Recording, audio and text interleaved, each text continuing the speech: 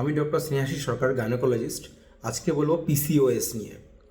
PCOS অনেকের মধ্যেই কিন্তু রয়েছে এবং এর পরিমাণ কিন্তু দিনের পর দিন আমাদের সমাজে বাড়ছে। শহর, গ্রাম, উচ্চবিত্ত, মধ্যবিত্ত, নিম্নবিত্ত সমস্ত স্তরের মহিলাদের মধ্যে।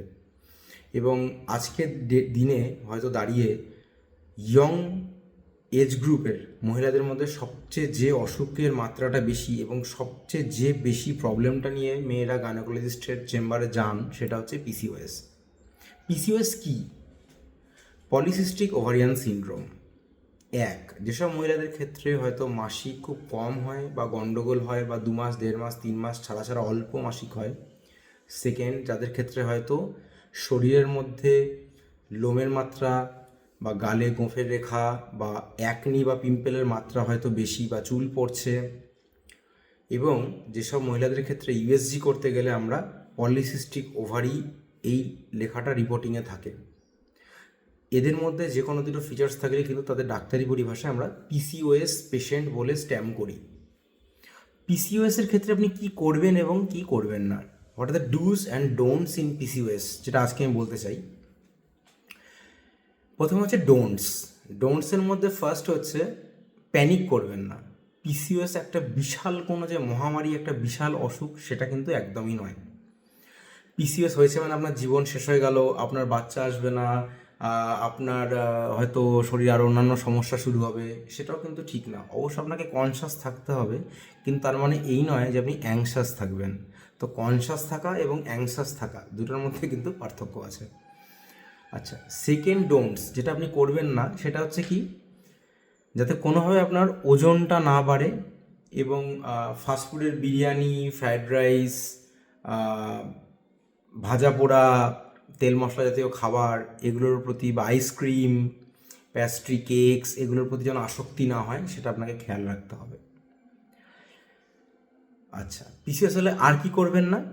পিসিওএস হলে সাধারণত এই জিনিসটা নিয়ে কনসাস তো অবশ্যই থাকবেন, কিন্তু সেটা নিয়ে উল্টোপাল্টা সিদ্ধান্ত বা উল্টোপাল্টা একগাদা হার্বাল মেডিসিন খাওয়া, হ্যাঁ, উল্টোপাল্টা একগাদা ইউটিউবে প্রচুর মানে ভালো ভিডিও যেমন আছে, প্রচুর ভুল ইনফরমেশন রিলেটেড ভুলভাল ভিডিও আছে, সেগুলো দেখে প্যানিক করা বা সেগুলো নিয়ে মোটিভেটেড করা, প্লাস র্যাপিড ওয়েট লসের জন্য কিছু আনসাইন্টিফিক হেলথ সাপ্লিমেন্ট বাজারে পাওয়া যায় আজকের ডেটে, যেটা একটা রিয়েলি বিগ বিজনেস, সেগুলোর দিকে পা বাড়াবেন না।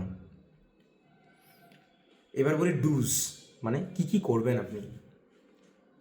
পিসিওএসের মেন স্টে অফ ট্রিটমেন্ট হচ্ছে কি জানেন তো? আপনার ডায়েট, মানে এক কথায় খাবার দাবার ঠিকঠাক করা, আর সেকেন্ড হচ্ছে ওয়েট কমানো। তো সেই জন্য ওই র্যাপিড ওয়েট লস ওগুলোর দিকে না হেঁটে প্রপারভাবে একজন সুস্থ মানুষ যেভাবে ওজন কমায় আপনাকে সেই গোলটাকে ফিক্স করতে হবে।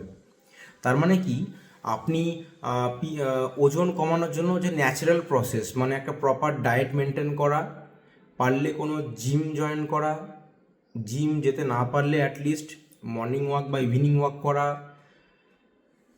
জগিং করা বা রানিং করা, স্কিপিং, হালকা aerobic exercise, all kind of exercise করা উচিত যাতে আপনার ওয়েট কমে। সেকেন্ড হচ্ছে যে ডায়েট, যেটা আমি অলরেডি বলেছি। সেকেন্ড হচ্ছে অবশ্যই কোনো একজন প্রপার গাইনোকোলজিস্টের কাছে ভিজিট করা। থার্ড, পিসিওএসের জন্য যে প্রবলেমসগুলো আসে, যেমন কি আপনার বাচ্চা আসতে অসুবিধা হতে পারে বা পিরিয়ডসের যে গন্ডগোলস হয়, সেগুলো ঠিকঠাক জায়গায় অ্যাড্রেস করে ডাক্তারের কাছে গিয়ে সমস্ত কিছু সাজেশান নেওয়া এবং উনি যে ওষুধগুলো বলবেন সেগুলো টাইম মতো খাওয়া, কিছু রুটিন টেস্ট উনি করতে দেবেন সেগুলো করানো। তো these are all the dose and don'ts of the PCOS. So আজকের জন্য এটুকুই, পরে আবার আসবো।